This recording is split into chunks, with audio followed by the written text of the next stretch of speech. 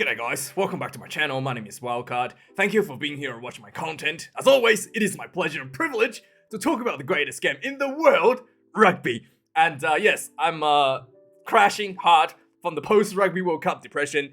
Seeing all the international test players return only made me more nostalgic for the Rugby World Cup. And I realized something. In 2023, everything has been done. We've seen everything, right? You want to see something? Someone's already done it, right?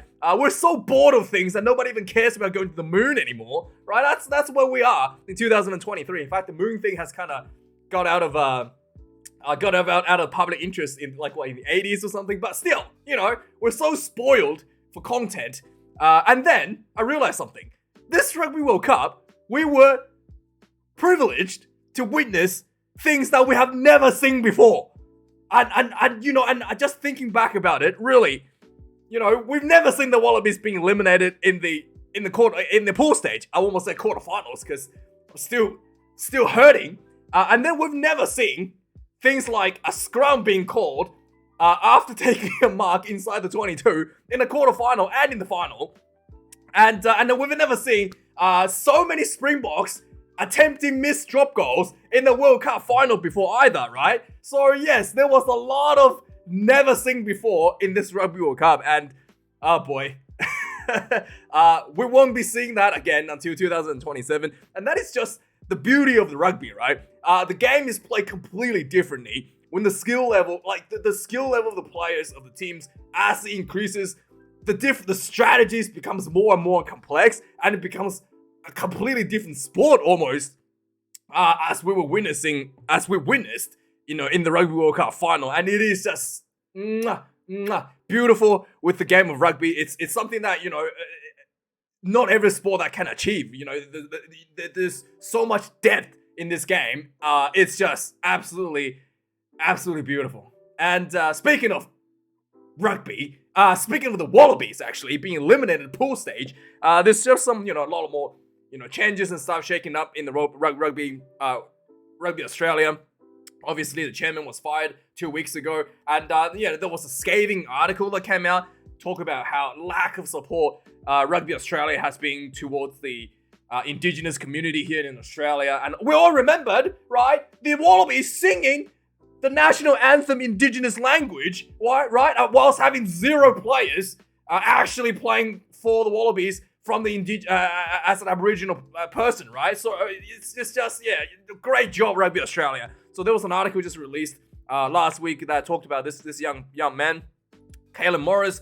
His family wants to pursue a rugby career, and his family has decided to move to New Zealand, to attend school in New Zealand to pursue that instead of staying here in Australia due to a lack of support for Indigenous communities and Indigenous players in pathways towards a position at the Wallabies, essentially. So he's going to Rotorua Boys High School, and imagine if this guy debuts with the All Blacks one day, it will be just an absolute travesty. And in this article, there's a lot of issues that kind of was levied out against Rugby Australia for their lack of support to Indigenous communities. I kind of thought it was quite interesting.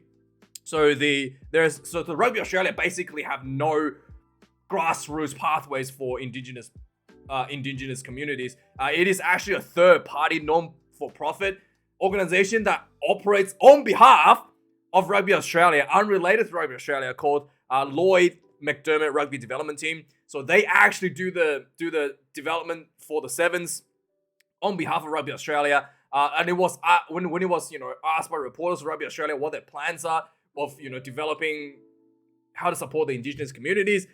They don't even want to take a interview. They just responded to emails by saying that they're actively seeking support. Just basic absolute bullshit. Other sports like NRL has what's called Indigenous Pathway Manager, and it's not just Indigenous Pathway Manager, but pathway managers for all players. I don't think Rugby Australia has any of that, not just for Indigenous players, but for any players, essentially. And the article further goes on to talk about how there's racism in clubs in junior levels. I don't know which club you're talking about. I thought it was a little bit, this was more, needs to be more specific than just a broad view on racism, because there could be, clubs and regions that racism is an issue and has nothing to do with Rugby Australia. And he talked about how this Rugby Australia is very, basically you have to pay money to watch TV, and if you live in the rural community, you're not going to be able to see any rugby. Essentially, very few rugby games will be played on TV as well. That's something that I struggled when I was a kid. In fact, I lived in Melbourne, and I couldn't even watch the Wallabies play live when I was growing up. That's how poor Rugby Australia has been managing these things. It's not just a recent thing. It's something that's been ongoing. I had to watch the Wallabies play the All Blacks on replay at midnight. Believe it or not, I had after the fucking AFL game, right, when I was living in Melbourne as a kid. So yeah, it was embarrassing how this was handled. And the main thing, and he also talked about, and I think one of the main thing that he talked about is the lack of school options public school options for players if they want to play rugby. This is something that is quite disgraceful. This is, I went to an elite elite private school because my Asian parents, whatever, right? And it is a disgrace that you had to go through that avenue to even be involved in the sport of rugby, and and then they also talk about how Kalen, this kid, has experienced racism in private schools, and again, I think that is more of an individual school thing, not a general thing for all private schools. I wasn't, in fact, I felt playing rugby was the only place where racism wasn't an issue when I was in school. So that's kind of just personal opinion there from this article, but it's very, very negative towards Rugby Australia. And he talked about how other sports offers different amounts of scholarship, and there's lack of that in rugby as well to different school options. And we'll see how this kid goes in the future. I guess we'll keep an eye out on him. And again, it's just pretty poor form for Rugby Australia for how badly they are treating developmental pathways. And what was ironic is that they do come out and sing the national anthem in the indigenous language. Nobody else do that in Australia, just to show everyone how good and how woke they are. It's embarrassment. And the idiot Hamish McLennan came out and doubled down on his call on signing Joseph Suaalii, and he thought signing Suaalii for almost $5 million was worth $50 million of publicity. This is how stupid this guy is, right? He thinks that the entire country, laughing at how stupid he is $50 million worth of publicity that contributes to the growth of the sport. That's how much of a absolute moron this guy actually is. Okay, how he estimated this was 50 million, I don't know. How he thought this was a good thing, I don't know. But that tells you how stupid this guy. I'm so glad he's gone. Whilst this was after, right? I clearly don't read the news. This was after we reported about this last week. One of the biggest upcoming news stars, also on the wing, Mark Nwangani-Tawasi, is looking at going to play rugby league due to obviously the massive inequality to player pay that is created by Hamish McLennan by offering Suaalii the biggest contract ever at $5 million over 3 years to a 19-year-old who never played rugby professionally. Believe it or not, it's people have seen enough of that, and people are leaving left and right, and there's talks that Nwangani-Tawasi will be playing rugby league soon. So yes, thanks Hamish. You have definitely got $50 million of marketing for rugby league, you moron. So yes, Rugby Australia, after Hamish McLennan has left, secured a line of credit for 5 years for $80 million. We'll see how they flush that down the toilet. Sure enough. Moving on, Matthew Renault has come out and suggested some changes. Obviously, he insists that he did everything right in rugby in the Buleleng World Cup. The thing is, he did make everything right. As my review for that game, I thought the thing that I had an issue with Matthew Renault's decision was he was too egotistic, because in Six Nations, we saw early in the year, if a team was wasting time, the referee would pause the clock for them, just for respect. Matthew Renault had no respect for either the Wallabies, and he just decided to blow the whistle instead of just pausing the clock if he felt that the team was which was inconsistent with how referees has been conducting when it comes to time wasting up to this point. And then also he thought that there should be fewer substitutions because somehow he thought there was 20 substitutions. I mean, you're a professional referee. He thinks that there were 20 substitutions, and he thought that should be reduced down to 16. Yeah.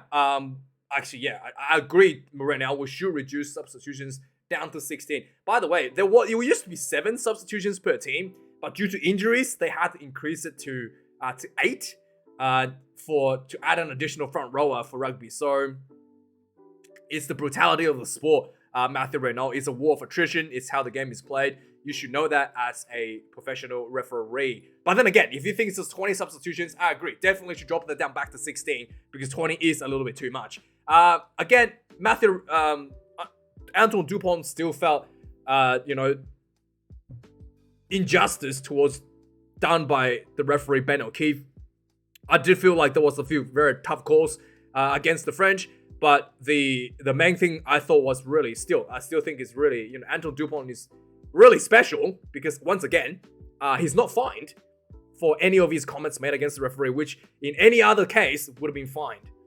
Every coaches, Eddie Jones mentioning the referee has been fined. Players has been fined for sending text. It's just, I thought this was the actual injustice here is the fact that Antoine Dupont can criticize the referee and not being fined. That's my opinion. Let me know your thoughts. Ronald O'Gara is facing disciplinary hearings as another bad behavioral against the match officials was cited. So he was banned for 6 weeks and fined for 10,000 euros in 2022. So he could potentially facing that again. We've seen that the way he conducts around the field, I always had a bit of an issue with Ronald O'Gara, touching the ball as it's going out of bounds. So the opposition could take a quick throw and stuff. We've seen him do that in the past. And I just think it's really just bad sportsman-like conduct. I mean, if Ronald O'Gara ever wants to become more than, like a national coach for Ireland or something, he needs to be a little bit better than the way he conducts himself. He is a brilliant coach, but he really needs to be less of a stain on the sideline towards the game. It's just it's a bit disgraceful, I think. Speaking of disgraceful, so this is something that we've seen quite a bit in recent times, not just in all levels. So at URC, there was Dragons side, I guess, water boy, assistant, or seen, touching the referee from the sideline, Ben Whitehouse, and this guy has been banned for how long? He was banned, and the club was fined, and he was banned for what?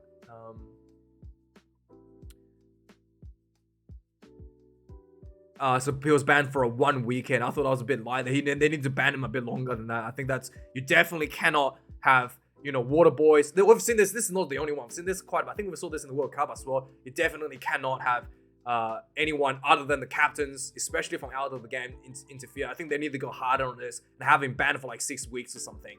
And issue a bigger fine, a £5,000 fine. I think they should issue a bigger fine as well. That's just not acceptable.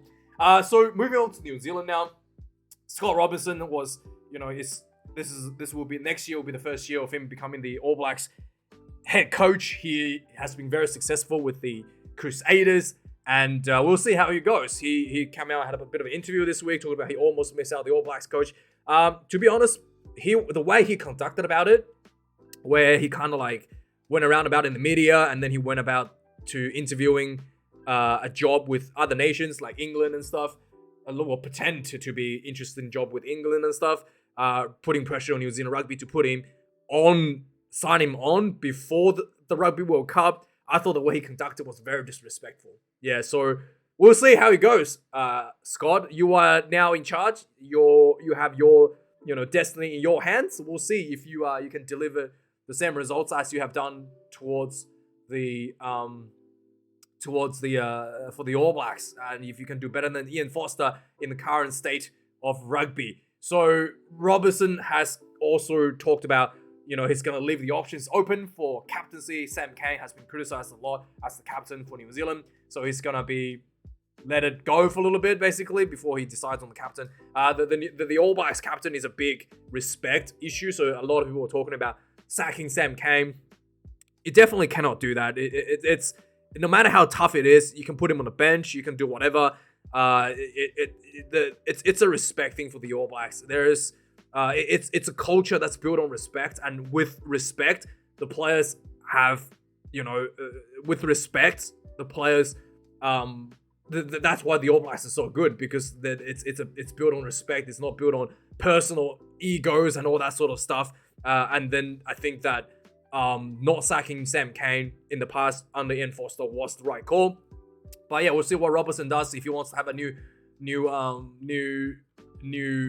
captain. I think Scott Robertson might assign my favorite boy, Scotty Redcup Barrett, finally can be the captain of the All Blacks and fulfill my dream. So we'll see how that goes. Maybe, yeah, my top money is on Scotty Barrett become the new All Blacks captain. There were some big changes in big move around for New Zealand rugby, and it's kind of really smart, showing that what New Zealand rugby is doing. Owen Franks, the former, World Cup winner, absolute dominance in the scrummaging when he was, 10 years ago now almost, and he is being redrafted essentially to the Crusaders from the Hurricanes, with Crusaders currently having two of the upcoming big forward props on the bench for the All Blacks, essentially Fletcher Newell and Tamati Williams. Having Owen Franks bringing that experience, it's just a really massive step up for the All Blacks and for everything for that trajectory. Sam Cam has come out and talked about the eligibility change potentially for the All Blacks. Again, I don't agree with this. I think the All Blacks, this for two reasons actually. One, again, the All Blacks we need the talent to stay in Super Rugby, to stay in New Zealand, to bolster the regional development of the game. We need to, and again, it's just it's the All Blacks, and it's honor and a privilege. It's a sacrifice you have to make to be an All Black, if you want to earn a little bit less money, essentially. And I think that is the prestige of the jersey, and I think they need to definitely protect that. That's number one. And number two is the fact that we've seen this with the Springboks having this issue, is that if you have players playing overseas, the clubs might not give you access to the players in certain periods. Yeah, so the All Blacks could potentially, play in November Test Series without half of their European-based players in certain games because they're outside of the window, the Test window, and that is something that you just cannot have for the prestige of the All Blacks. You can't have the All Blacks, playing the B team essentially, because half of their team is playing in Europe, and the local clubs have the players by the balls, and they won't release them, as we've seen time and time again with the Springboks in over the years. So definitely for those two reasons, I think that should not be allowed for the All Blacks. And yes, so Ian Foster continues to cry about the Rugby World Cup. He talked about how there should have been a penalty against Kwagga Smith for putting his hands on the ground. So I thought we'll take this opportunity to really have a look at his accusations of this hands on the ground incident just before full time. So here it is. For 78 minutes, Kwagga Smith hand on the ground, going for the ball. Last time I checked, this was not a ruck, Mr. Ian Foster. And if there's not a ruck, all you have to do is be on your feet to pick up the ball. So you don't have to support your body weight per se. You just have to play the ball. You just have to be on your feet, which Kwagga Smith is on his feet and is going for the ball. So he actually is completely legal, in my opinion. So let me know. I'm pretty sure that's legal. So yeah, you can let me know how you thought. But this is an incident that Ian Foster is referring to. His own team is a little bit too slow into the breakdown. I mean, you got Beauden Barrett. You got three backs going for this. Against Kwagga Smith, of course, you're going to be too slow. And, you've got Finlay Christie, Beauden Barrett, and all three guys are just not the breakdown specialists as Kwagga Smith. And Kwagga Smith, I think Barnsley made the right call. I think Ian Foster is wrong here. You can let me know your thoughts. New Zealand Rugby has committed to a more strategic, to commit to more developmental for Pacifica groups in their strategic plans, whatever. So they will be putting out more support for Pacifica rugby domestically in New Zealand, that is. And then the South Africans, now let's go to that. There's obviously the yearly awards for the Springboks. The Player of the Year, 5 players was nominated. Pieter-Steph du Toit, Ebenezer Bethia, Khaleesi, Frans Malherbe, and Damian Willems are the greatest Springbok in the history of the Springboks. Should just give him that every year. But so this is going to be a bit tough call. In my opinion, Siya Kolisi, Damian Willems both consistently were pretty good over the year. So if you look at the overall performance of the year, consistently, but Siya Kolisi did miss out a section of the games due to injuries. So Damian Willems will probably be my Player of the Year because he actually played the whole season and he was consistently good for the whole season. Whereas if Pieter-Steph du Toit is probably the public favorite because he was the man of the match at the Rugby World Cup final, basically winning the Rugby World Cup final. But I do think that it comes down to Willems and Siya Kolisi. And I think Willems wins it just because Kolisi has been injured and hasn't been playing in overall consistency throughout the whole year. Whereas Pieter-Steph du Toit had a massive game at the final, little bit up and downs throughout the year. I think Damian Willems, for me, gets it. Up and Young Player of the Year award, Canan Moodie, Sasha Ngome Zulu, Jaden Hendrickson, Evan Ruas, and Ruan Venter was nominated. And I think Canan Moodie has to be the hands down Young Player of the Year. Coach of the Year, Jackson Inaba, obviously. There's really not much contentions to that. And that's pretty much it for the awards that people really care about, I guess. Cobus Reinhardt came out and talked more about how he was threatened. Death threats whilst after beating the French team by the French fans after the game online. I do think that that should be, like, when it comes to death threats, this should be investigated by the police. Like, people should be put in jail for that. Like, you can't just death threat people online. Like, if I issue a death threat to my neighbor, I will be arrested, and I don't see how that could be different if that was done online. So yeah, French police should have needed to do a bit better job there. Achi Snyman has announced that he will be leaving Munster. He will not be extending his contract after Munster, so he could potentially go back to South Africa. But I think that he probably end up in top 14. So currently, it's unknown where he's going to be heading. Next up, Siya Kolisi made his debut at Racing 92. And next up, Racing Ninamba made his debut at Leinster.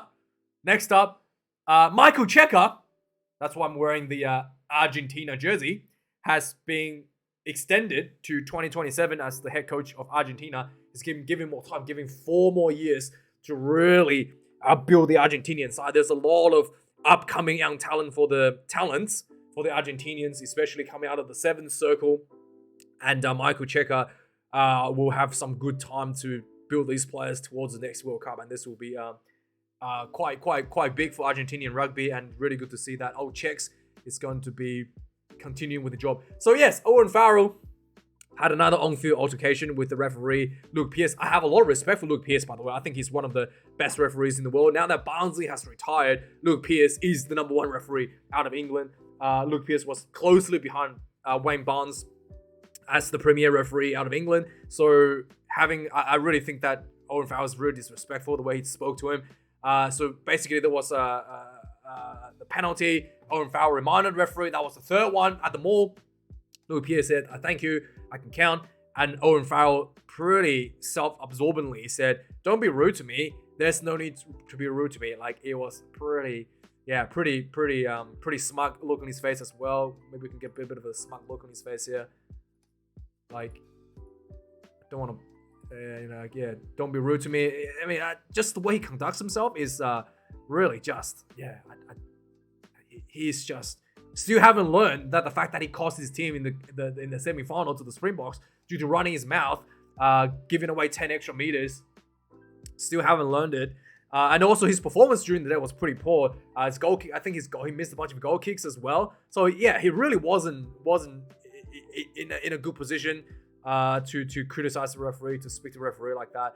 Really lack of respect. And I think that the best comment I saw today was Farrell has, from this guy Joseph, Farrell always was and still is and will always be a cunt. That's a South African joke, okay? And obviously this guy Patrick don't understand the joke. So that's pretty funny. And then there was Brad Weber headed overseas to France and got himself found out about the difference of rugby has been played in Europe. He was criticized essentially afterwards as one of the he was ripped apart by the media afterwards. The media basically saying that Weber, without genius, incomprehensible decision on a penalty, play quickly instead of and then hit it directly to touch. So that's kind of like the style that Allbys likes to play, to make quick decisions, apply quick pressure. And obviously his team wasn't on board, and he had to kick the ball out to kind of like make up for his decision that wasn't his bad decision there.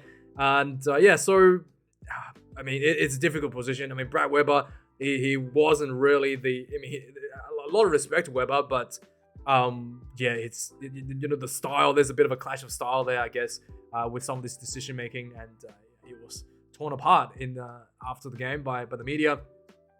So the Fijian rugby has appointed a new coach after Simon Raiwalui resigned after the World Cup, and the assistant coach Senerusi Sevavakulu has been appointed as interim coach for the Fijian rugby. Speaking of Simon Raiwalui, he is appointed at a new job with World Rugby as a high performance pathway player development manager. That is a very long title. Fijian veteran, one of the veterans, Jerry Tuwai, is missing at the Fijian 7 squad. Potentially, he's not going to be the first man to win 3 back-to-back, gold medals for the Olympics for